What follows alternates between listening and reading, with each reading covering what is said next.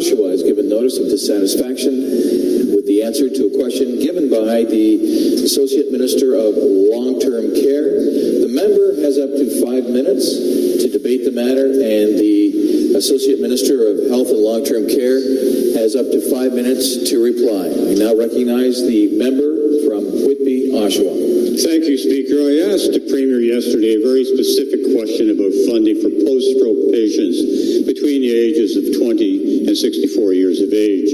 The Associate Minister of Health and Long-Term Care failed to answer the specific question and instead spoke generally about increased funding for some physiotherapy services. In a reply, the Associate Health Minister did not use the word stroke even once, even though that formed the exact crux of my question.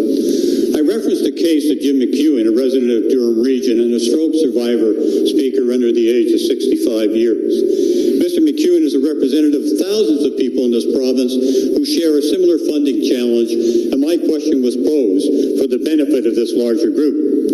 Simply put, Speaker, there is no OHIP-funded stroke treatment physiotherapy services for post-stroke patients between the ages of 20 and 65.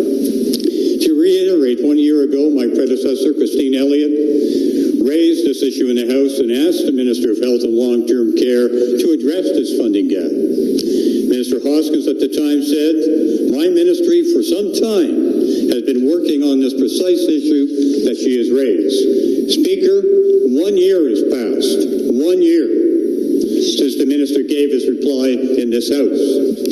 In that 1 year, thousands of people have continued to suffer with this lack of funding. The physiotherapy services we're talking about are fundamental to stroke recovery patients. Speaker, on April 2nd, 2015, Ms. Elliott introduced, a motion in the House which stated in part that the Government of Ontario should take immediate steps to find the necessary in-year savings to extend post-stroke recovery services to those aged 20 through 64 years of age. Speaker, the motion was debated, and on the same day, April 2nd, 2015, it carried. In a discussion prior to the motion, Ms. Elliott rightly pointed out that research has found that frequent and consistent post-stroke community-based rehabilitation, like speech-language pathology, physiotherapy, and occupational therapy, can significantly enhance the health and mobility of patients. But, Speaker, effective treatment is time-sensitive, isn't it? Patients cannot be told, come back in 10 years when you're 65. The time for treatment cannot be delayed, yet it is. In Mr. McEwen's case, he was discharged and sent home from 12 days of outpatient care in 2010. When he asked for more publicly funded physiotherapy, he was told simply by his caseworker, "You're done. That's all you can get." Mr. McEwen realized then, like thousands of other Ontario residents, the true depth of the trouble he was facing. Yesterday, I asked whether the Premier and her government would start to satisfy the actual commitments that it had made in this very House 1 year ago, Speaker. With respect, Speaker, the answer I received bore little relation to the question asked.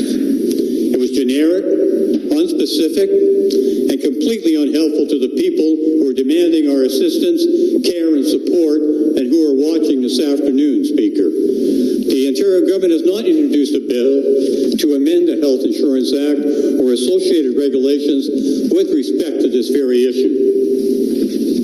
Speaker, there's no question that this is a problem requiring an immediate fix. When I was asking if the Premier yesterday was her assistance to satisfy a commitment made by her minister 1 year ago. In response to this simple question, I was met with complete obfuscation. In other words, let's make the answer disappear in language that speaks only to unrelated general policy. And Excuse me. I would ask the member to withdraw. I withdraw, Speaker. Continue. Thank you. Speaker, the question asked and deserves a direct response. Mr. McEwen deserves a response, and all the stroke survivors in this province who share his circumstance deserve and they need a response. The question is simple. Will this government take appropriate steps to ensure that all post-stroke patients, regardless of age, Speaker, have access to sufficient rehabilitation services? Thank you, Speaker. Thank you very much. The Associate Minister of Health and Long-Term Care now has up to 5 minutes to reply. Minister.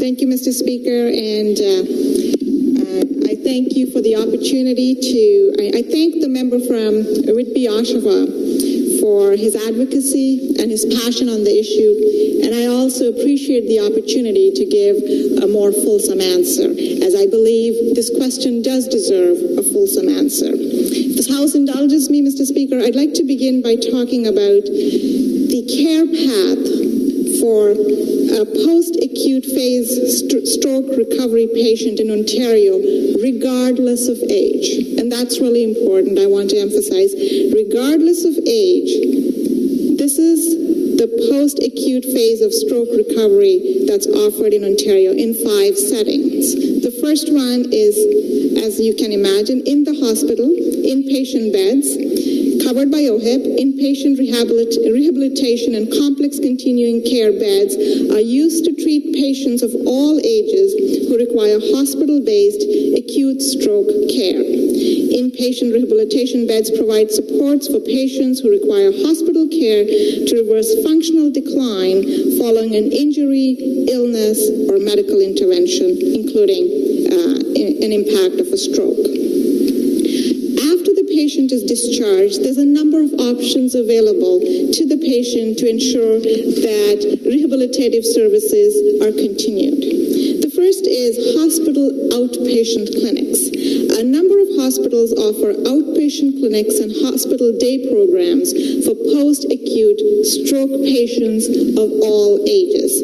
These ambulatory programs generally follow an interdisciplinary team-based approach. Each clinic program has its own eligibility criteria.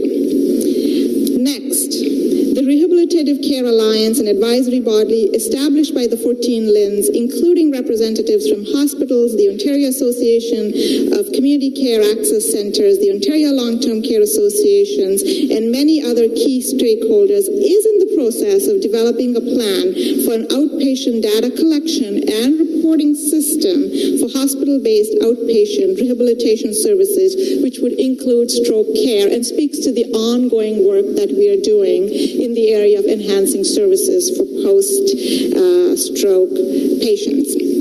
After the hospital outpatient clinics, the other opportunity, or if the person isn't well enough to go for ambulatory care, we also provide rehabilitative services in the home, the in-home care. In-home physiotherapy services are provided to patients of all ages, including post-acute stroke patients who are unable to access these services in settings outside their home. Some more options, Mr. Speaker. Convalescent care program in long-term care homes. The Convalescent Care Program, CCP, is a short-stay program in long-term care homes, again for persons of all ages, including post-acute stroke patients who need time to recover strength, endurance, or functioning. And finally, Mr. Speaker, there's the option of the Community Physiotherapy Clinic program. This last setting, again, provides targeted physiotherapy aimed at addressing acute incidents, and that includes post-stroke patients who, regardless of age, can, in the community, in community physiotherapy clinics, again, access rehabilitative care that's OHIP covered. There are currently 2